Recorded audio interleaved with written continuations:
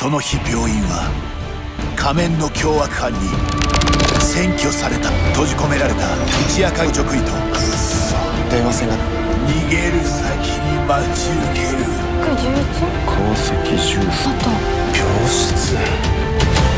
あいつだけじゃない、気をつけてって。この病院には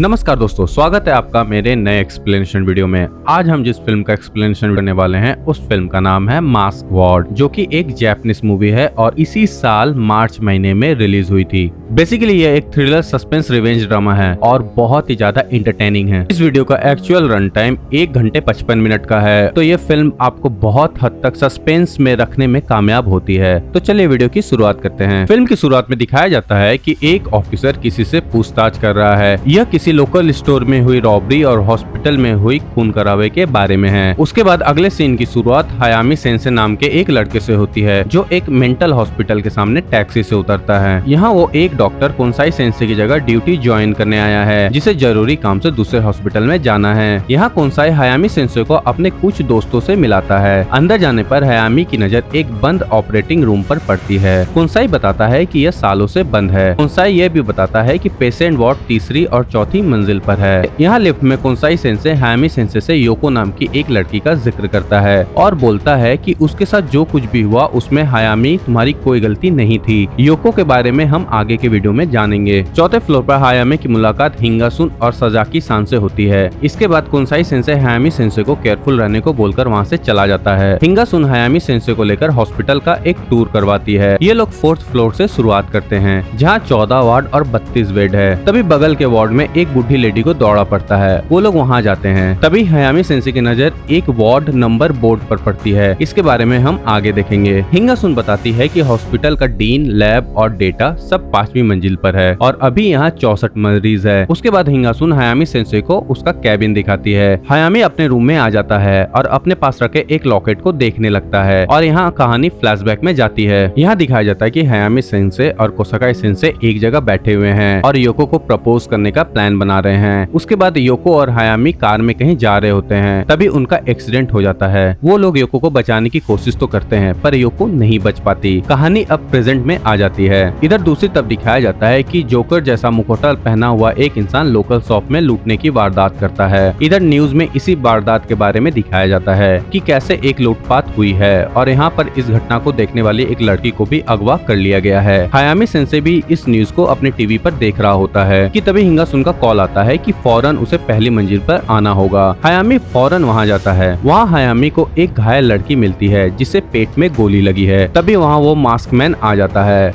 और बोलता है कि उसी ने उस लड़की को गोली मारी है, पर अब उन्हें उसका इलाज करना होगा। तब हम व्यूवर्स को समझ आता है कि यह वही लड़की है जो लूटपाट के दौरान लोकल स्टोर से अगवा हुई थी, जैसा कि न्यूज चैनल में दिखाया जा रहा था। हायामी सेंसे घाव को देखकर बोलता है कि यह घाव गहरा है और उसे ऑपरेटिंग रूम में जाना होगा। उन्हें वो रूम खोलना होगा। पहले तो नर्सेज रूम खोलने से मना कर देती है, पर बाद में बंदूक के डर से उन्हें ऑपरेटिंग रूम खोलना पड़ता है। हायामी लड़की का ऑपरेशन कर देता है। हायामी सेंसे उस मास्कमैन को बोलता है कि उसे पता है कि तुम वही लुटेरे हो जिसने अभी अभी स्टोर लूटा है। इस पर मास्कमैन बोलता है कि ये लड़की भाग रही थी, इसलिए मैंने गोली मारी, तुम्हें भी मार सकता हूँ। इतना कर मास्कमैन सभी पर बंदूक तान देता है, पर तभी पीछे से डीन आ जाता है। पर मास्कमैन को पता चल जाता है और वो उसे भी गिराकर गोली मारने वाला होता है कि तभी डीन उसे पैसे देने का लालच देता है। मास्कमैन उनसे पैसे लेकर उन्हें ऊपर जाने को बोलता है, पर नीचे सीढ़ी से आने जाने वाले रास्ते को लॉक कर देता है और खुद लिफ्ट पर नजर रखे हुए रहता है। मास्कमैन को डर है कि बाहर जाने पर कहीं पुलिस उसे पकड़ ना ले। मास्कमैन सबके मोबाइल भी रखवा लेता है और फोन लाइट भी कट कर देता है। डीन और उसकी 2 नर्सेस 4th फ्लोर पर चले जाते हैं और हायामी को इस लड़के का ख्याल रखने बोलते हैं। तब हायामी को पता चलता है कि लड़की का नाम हिटोमी है। वो स्टोर के अंदर जा रही थी, तभी बाहर निकलते मार्क्समैन ने उस पर गोली चला दी। तभी उन्हें कुछ अजीब अजीब आवाजें सुनाई पड़ती है। 3rd फ्लोर पर जाने पर उन्हें एक मरीज नीचे गिरा हुआ मिलता है और उसके पेट के सभी टांके खुले हुए होते हैं। तभी डीन और 2 नर्सेस भी वहाँ आ जाती है। हायामी डीन को पूछता है कि टांके तो ताजे है, पर आप लोगों ने तो बोला था कि ऑपरेटिंग रूम बंद रहता है, तो इसका ऑपरेशन कैसे हुआ। इस पर डीन बोलता है कि कभी कभार इमरजेंसी आने पर बाहर से लोगों को ऑपरेशन के लिए बुलाया जाता है, यह भी वैसे ही हुआ है। 3 दिन पहले ही यह मरीज यहाँ भर्ती हुआ था। हायामी को डीन की बातों से कुछ शक होता है। वो चुपके से उस पेशेंट की फाइल को चेक करता है तो उसे पता चलता है कि यह पेशेंट सेवेरल डैमेज की वजह से हॉस्पिटल में आया था। रात 11 बजे तक बिल्कुल ठीक था, तो अचानक से 3 बजे उसकी सर्जरी क्यों हुई, और यह सर्जरी करने वाला खुद डीन ही था और इसमें उसका साथ दिया था उसकी 2 नर्सेस ने। इसके अलावा हायामी और हिटोमी को कुछ और भी पेशेंट्स के नाम मिलते हैं जिनके साथ भी कुछ ऐसा ही हुआ था। हायामी को समझ आ जाता है कि जरूर यहाँ कुछ गड़बड़ है जो इनसे छिपाया जा रहा है। हायामी हिटोमी को बोलता है कि ऊपर के 5वें फ्लोर में डाटा रूम और डीन का रूम है, वहाँ उन्हें कुछ और जानकारियाँ मिल सकती है। वो दोनों जब वहाँ जाते हैं तो वो रूम पूरी तरह से तहस नहस नजर आता है, पर तभी वहाँ डीन और नर्सेज आ जाती है। डीन हायामी को बोलता है कि तुम ऊपर किस बात की जासूसी कर रहे हो। यहाँ डीन हायामी पर इल्जाम लगाता है कि वो जरूर मास्कमैन के साथ मिला हुआ है और हो ना हो यह मास्कमैन जरूर योको की छोटी बहन का आशिक होगा, जिसे एक्सीडेंट में इनके हॉस्पिटल ने भर्ती करने से मना कर दिया था, जिस कारण से उसकी मौत हो गई थी। यह जरूर इसी बात का बदला ले रहे हैं क्योंकि उसे हायामी सेंसे के बारे में पता है कि कैसे उसकी कार में योको की मौत हुई थी। इस पर हायामी बोलता है कि ऐसा कुछ भी नहीं है,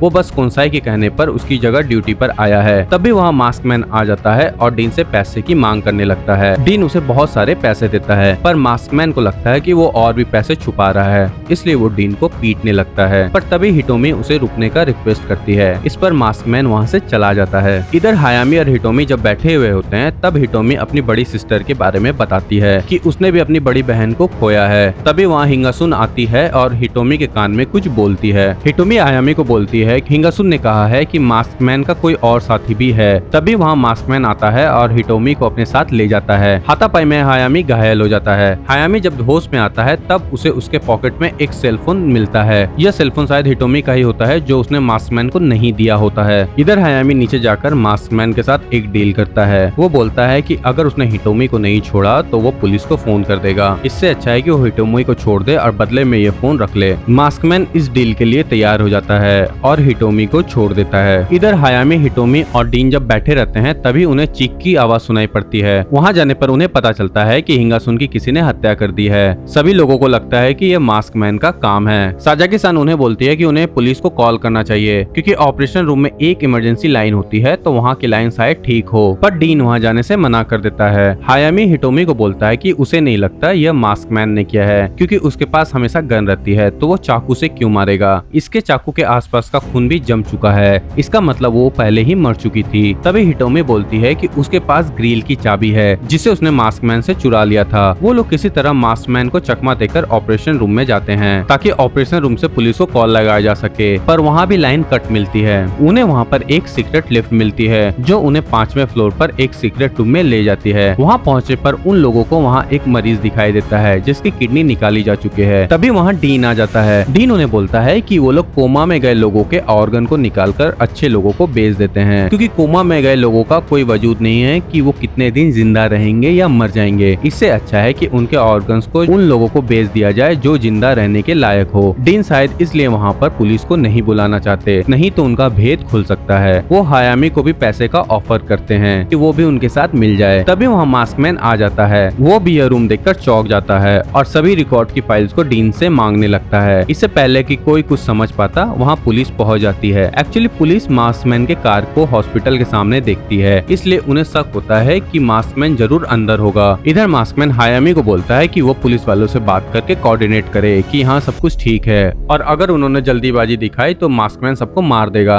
हायामी पुलिस वालों से बात करने लगता है और चालाकी से पुलिस वालों को हिंट्स दे देता है कि वहाँ किसी की जान भी गई है। इसके साथ ही हायामी पुलिस वालों से खाना भी मांगता है क्योंकि सभी बहुत भूखे हैं। इस बात पर मास्कमैन हायामी पर गुस्सा होने लगता है, पर बाद में डीन डीन और इस नर्स को पिछले दरवाजे से खाना लाने भेजता है। इधर डीन और नर्स जल्दी जल्दी से सब सबूत मिटाने लगते हैं क्योंकि वहाँ पुलिस आ चुकी है और उन्हें डीन की करतूतों का पता चल सकता है। वो लोग उस रिकॉर्ड वाली फाइल को जिसको उन्होंने ऑपरेटिंग रूम में छुपाया था वहाँ से लेके जैसे बाहर निकलते हैं, बाहर हायामी और मास्कमैन मौजूद रहते हैं। दरअसल ये हायामी की चाल थी उस रिकॉर्ड वाली फाइल को डीन से निकलवाने का, और यह प्लान उसने पहले ही मास्कमैन को उस वक्त फोन पर दिखा दिया था जिस वक्त मास्कमैन हायामी पर गुस्सा कर रहा होता है। अब हॉस्पिटल की रिकॉर्ड वाली फाइल मास्कमैन के हाथ लग चुकी होती है। एक्चुअली इस फाइल में उन सभी लोगों के नाम होते हैं जिन्हें गैर कानूनी तरीके से ऑर्गन ट्रांसप्लांट किया गया था। उस फाइल में वहाँ के प्रधानमंत्री का भी नाम होता है जिन्होंने गैर कानूनी तरीके से ऑर्गन ट्रांसप्लांट करवाया था। इधर मास्कमैन डीन को बोलता है कि तुम कोमा में गए लोगों का ऑर्गन बेच देते हो और उन्हें मरने के लिए छोड़ देते हो, तुम एक शैतान हो। तभी हायामी मास्कमैन को बोलता है कि यह सब खत्म करो क्योंकि उसे समझ आ गया है कि यह सब जानबूझकर किया गया है ताकि पुलिस यहाँ आए और उन्हें फाइल मिले। इसलिए मास्कमैन ने जानबूझकर अपनी कार हॉस्पिटल के सामने खड़ी की होगी, वरना वो किसी को बंधक बनाकर भी यहाँ से निकल सकता था। पर उसका मकसद इस हॉस्पिटल का भंडा फोड़ना था। क्यों, ठीक कहा ना कोनसाई। हायामी के मुंह से कोनसाई का नाम सुनकर सभी चौंक जाते हैं। इस पर डीन मास्कमैन को बोलता है कि कोनसाई तुमने ऐसा क्यों किया, तुम तो मेरे साथ ही थे। हायामी बताता है कि कोनसाई ही जरूर मास्कमैन है और उसने ही ये सब प्लान किया है, इसलिए उसने आज मुझे अपनी जगह यहाँ भेजा। पर वेट, अगर आप व्यूवर्स भी यही सोच रहे हैं तो आप भी हायामी सेंसी की तरह गलत है, क्योंकि आगे वीडियो में एक बड़ा सस्पेंस है जिससे आप में से किसी ने भी नहीं सोचा होगा। तभी मौका देखकर डीन मास्कमैन पर हमला कर देता है और उसकी बंदूक ले लेता है और सबको मार डालने की धमकी देने लगता है। इधर पुलिस फोर्स भी हॉस्पिटल में घुस जाती है। इधर डीन और बाकी लोगों के बीच हाथापाई होने लगती है।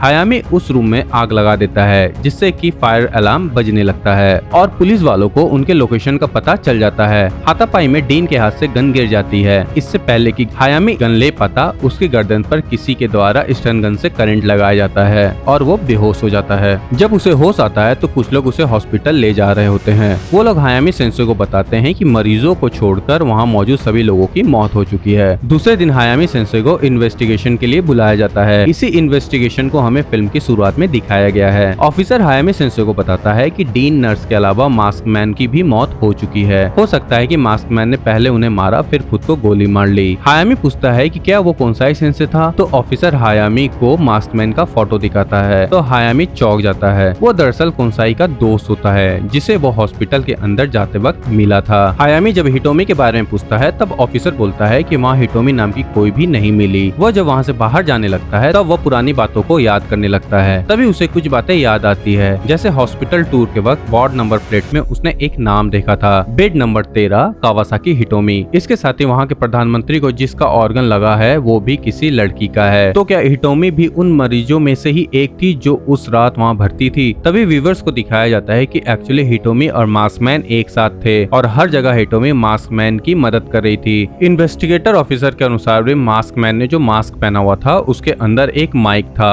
और कोई बाहर से मास्कमैन की मदद कर रहा था, तो वो एक्चुअली कोई और नहीं हिटोमी ही थी। इधर हम व्यूवर्स को दिखाया जाता है कि हिंगासुन को भी यह पता चल चुका होता है कि हिटोमी ही एक्चुअली कावासाकी हिटोमी है। यही बात वो हिटोमी को उसके कानों में आकर बोलती है, इसलिए हिटोमी उसे मार देती है। हिटोमी ही डीन की गन लेकर डीन, नर्स और मास्कमैन को भी मारती है, पर हायामी सेंसे को छोड़ देती है क्योंकि वो इन सब का हिस्सा नहीं होता है। और जब पुलिस वहाँ आती है तो वो फिर से भेष बदलकर मरीज बन जाती है और अपने बेड पर वापस चली जाती है। तभी हायामी सेंसे का ध्यान कोनसाई सेंसे पर जाता है, क्योंकि वो भी इस हॉस्पिटल का मेंबर था और डीन ने खुद बोला था कि वो भी उनका साथी था। इसका मतलब यह है कि अब उसकी जान को भी खतरा है, इसलिए हायामी सेंसे कोनसाई सेंसे को कॉल करता है, पर उसका कॉल नहीं लगता। इधर दूसरी तरफ दिखाया जाता है कि हिटोमी भी कोनसाई से मिलने आती है। वही हमें फ्लैशबैक में दिखाया जाता है कि हॉस्पिटल के एम्बुलेंस से दोनों बहनों का एक्सीडेंट हो जाता है। उन्हें वो लोग अपने हॉस्पिटल ले आते हैं, पर हिटोमी की बहन की हालत खराब देखकर वो लोग उसके ऑर्गन निकाल देते हैं जिससे वो मर जाती है। और इधर वो लोग हिटोमी की भी एक किडनी निकाल लेते हैं, पर हिटोमी यह सब सुन लेती है कि कैसे उन लोगों के कारण उसकी बहन की जान गई। उसकी बहन बेड 14 में होती है और उसी का ऑर्गन प्रधानमंत्री को बेचा जाता है। हिटोमी वही काम करने वाले वार्ड बॉय मीता, जो कि मास्कमैन था, उसे भी बदला लेने के लिए अपने जाल में फंसा लेती है। वो लोग सब प्लान करते हैं। हिटोमी अपनी किडनी की जगह पर वापस से गोली मरवाती है ताकि सर्जरी के पुराने निशान मिट जाए, पर मीता भी कभी न कभी इस हॉस्पिटल में हो रहे इलीगल एक्टिविटीज का हिस्सा था, इसलिए हिटोमी उसे भी मार देती है। इधर हायामी सेंसे जैसे कोनसाई से मिलने पहुंचता है, वहाँ हिटोमी पहले से ही होती है और वो कोनसाई को मार चुकी होती है। अब उसका अगला निशाना प्रधानमंत्री होता है। इधर